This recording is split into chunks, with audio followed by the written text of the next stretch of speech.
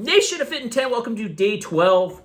And if you have not booked your second check-in, all right, I don't want to cause any confusion. So this is, technically it's your first check-in, but I'm going to say second so you don't get confused because we had the first assessment, right? So this is our second assessment. We'll call it that. Second assessment. If you have not, please go to www.calendly.com/Fitin10. I did put it up in Slack. So the link is there. I suppose I ought to send out an email too, just as a reminder. More of your feedback, so let's get into it.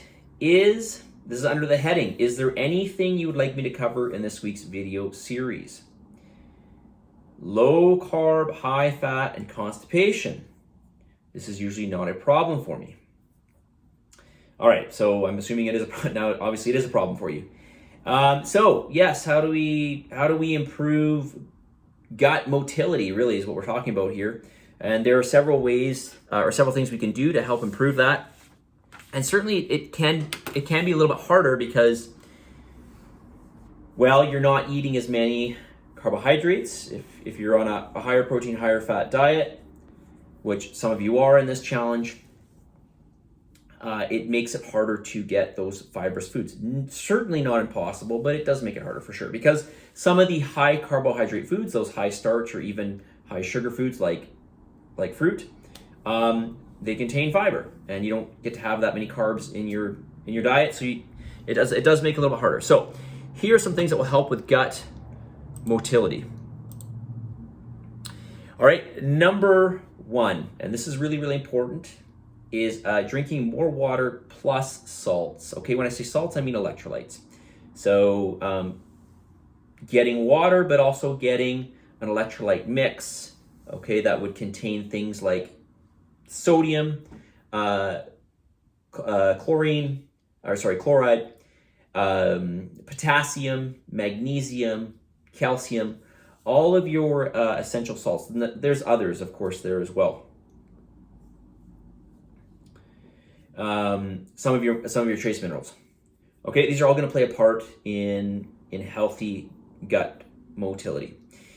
Number two, fiber intake. So not all foods there are foods that you can find that are low carb, okay, that have higher fiber.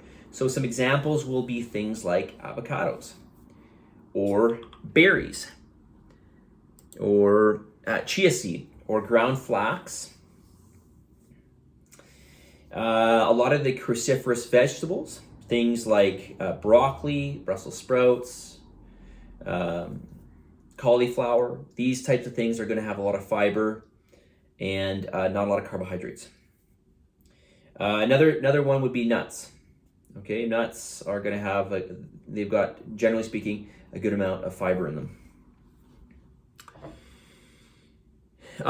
Number three, we want to make sure that we get good prebiotic foods. This is going to be basically the foods that allow our gut bacteria to feed off of. So things like onions, artichoke, asparagus, cacao. There's going to be foods here that are going to be a little higher carbohydrate, but things like bananas and apples, it's not like you can't have those. You can still have those. We just have to watch our total carbohydrate intake. I don't know if I mentioned asparagus. Asparagus is a really good prebiotic. So these are all foods that are going to help promote the growth of healthy bacteria in the intestinal tract. Number four, probiotics, not to be confused with prebiotics. So we just talked about prebiotics. Probiotics, this is basically the good bacteria that we want to ingest. Things like yogurt, kimchi, sauerkraut, these are all great things to help promote that. So make sure you get your pre and probiotics. Number four, you may not think of this. You might think because it's a diuretic, maybe it's not the best thing, but caffeinated coffee. Okay, caffeinated coffee will stimulate, or caffeine in general, will stimulate muscle contraction of the lower abdomen. Okay, so, and you may have experienced this, right? You drink a coffee and then all of a sudden, the washroom calls you. Number six, you can always implement a supplement like NutriCleanse. And NutriCleanse is basically just a blend of 4 ingredients, burdock root, dandelion root, flaxseed, and psyllium husk. So it's all just natural, good stuff that's going to feed you a lot of prebiotics. There's some prebiotics in there. And of course, fiber. We need the fiber. And essential fats. So those are 6 things that will help you. Okay? All right, let's get to more feedback here. So take a look.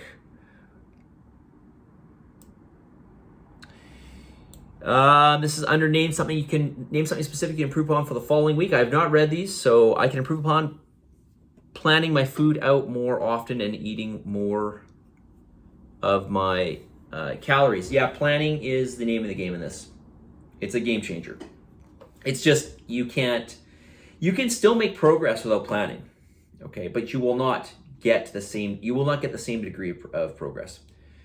Okay, it's very, very unlikely. Planning is everything in this, and as many of our winners, past winners, will tell you, they have planned. Name something specific you need help with. Moderating my fat. Sometimes I get -1. Okay, well, listen, if you're getting -1, that's great. You're basically getting your numbers, exactly. Okay, -1 is fine. Okay, we just don't want to be, -15 or 20 or +15 or 20. We want to make sure we get that fat in. Is there anything you would like me to cover this week's video series? The importance of sleep. Okay, this is a huge topic. All right, I'm going to save this one because it's a big topic. But I'll tell you, when it comes to fat loss, and this is certainly not the most important aspect, sleep plays a huge role because we want to keep cortisol low. We'll talk about that, I think, tomorrow. Okay, getting enough cortisol, reducing inflammation, keeping cortisol low, keeping our satiety high, right? Keeping those hunger hormones down. But I'll talk about it more tomorrow. Let's get to the message of the day, because I want to make these videos a little bit shorter. And where is my message of the day? On this day 12, and this sort of goes along the lines with planning. Some action is better than none. Sure, some is better than none. More action is better than some, but full action is best. Okay, some action is better than none. More action is better than some, but full action is best. Full action being giving it your full effort. Okay, I'm not asking you to be perfect, but give it your full effort. This is really, really important. All right, I'll say it one more time.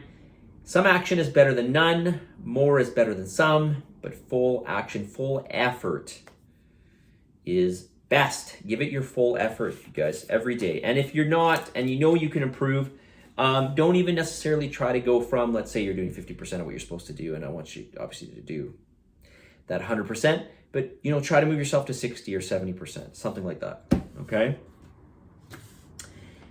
Positive energy, positive vibes, believe in yourself, and for the love of God, give some gratitude, and I will talk to you all tomorrow.